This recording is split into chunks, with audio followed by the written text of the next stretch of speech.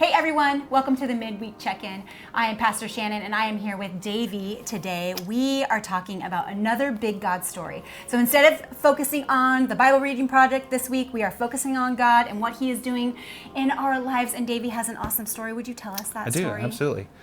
So my name is Davey. So a quick little background on myself. I've been a worship leader for about 12 years, served all throughout Southern California.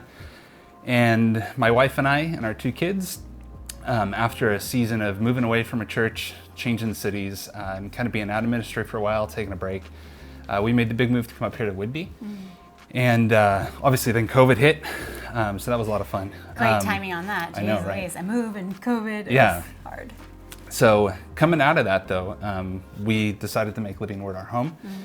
And I know that I'm a worship leader. Like I was born to lead worship. I'm very confident and that's the gift God has given me. So cool. But for a long time, it just felt like there was a season of rest. So as we've decided to make Living Word our home, it just became very apparent, very evident that this was a new start for us. It was an opportunity to get involved again. And I felt this call that just was undeniable. So I took the first steps by introducing myself to Kenneth, and then some opportunities opened up here to lead on Wednesday nights. So I guess long story short, when I was about 16 years old, I was on a camping trip with my dad in San Diego, and he took me to this music store, and we were just kind of looking around, and we found this guitar. Had a big old scratch in it. We talked the guy down to $240.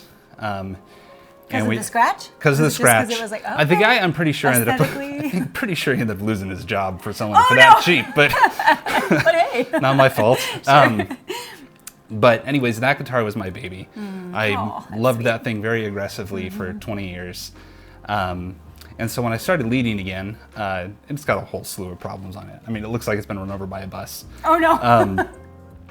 But I was in the car with my wife after the first Wednesday that I led, and I told her, I'm like, I think it's time that we start praying about saving for a new guitar. Like, I really feel like there's a new season in my life where I really want to get involved again, and to have those tools to do that would be amazing.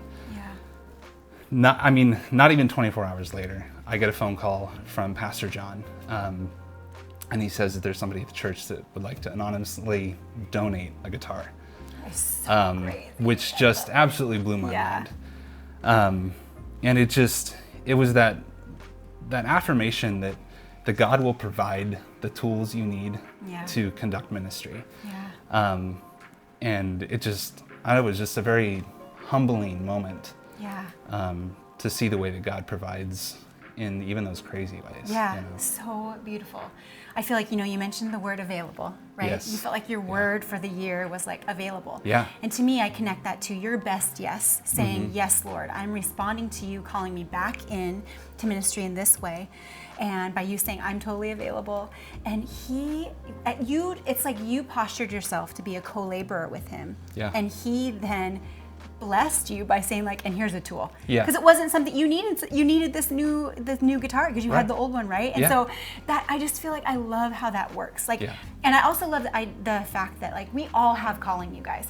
Every single one of us has a calling on our lives. And the Bible tells us that we have good work set out for us to do.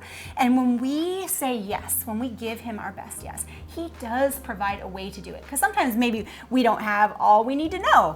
Right. Maybe we don't have, maybe we don't have the temperament for it even, or there are certain things that kind of need to be honed in, or there are also tangible things like a guitar or like a microphone, or I don't even know. You can kind of create your own list there. But when we say yes to him, he responds. He's like, I will provide for you. Yeah. I love that. It's such an awesome and powerful story. Yeah. So the moral of the story is? I think the moral of the story is, to seek out what God's call on your life is, and when you have that inclination, just make yourself available. And we read a lot through the story of David in our 7-week dinner and devos for the men's side, and the thing that stood out to me about David was David just always made himself available. He was a yes man for God, That's right. And I just think that's the posture we need to take, is that we need to be willing and available to serve in whatever capacity God puts before us. And when we do say yes, he removes those barriers, even the ones that we don't even really consider barriers. You know, he'll come in and clear that way. He'll part that sea, and give us those tools needed to do that. That's right. That's right.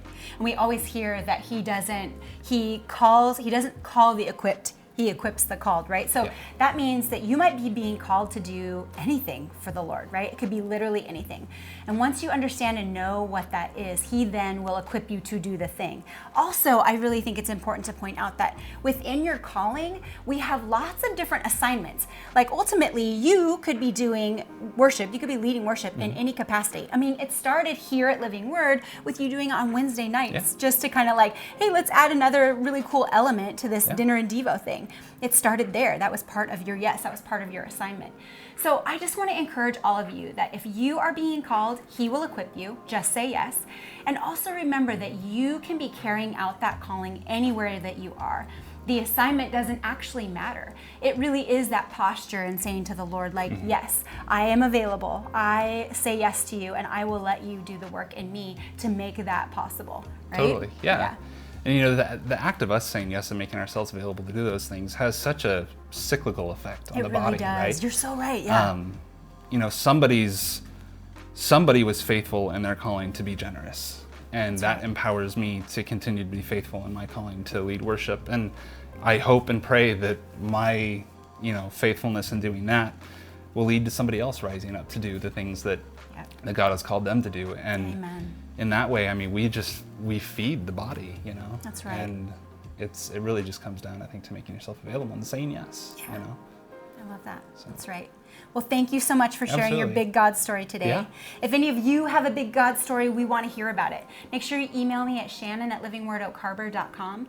And don't forget to keep reading throughout the summer. We're going to work our way through that Bible reading project, right? We're still chipping away. So make sure you do that. And there'll be more on that later in the months to come. All right, you guys, thanks again, Davey. Yeah, absolutely. We'll see you guys next time. Bye.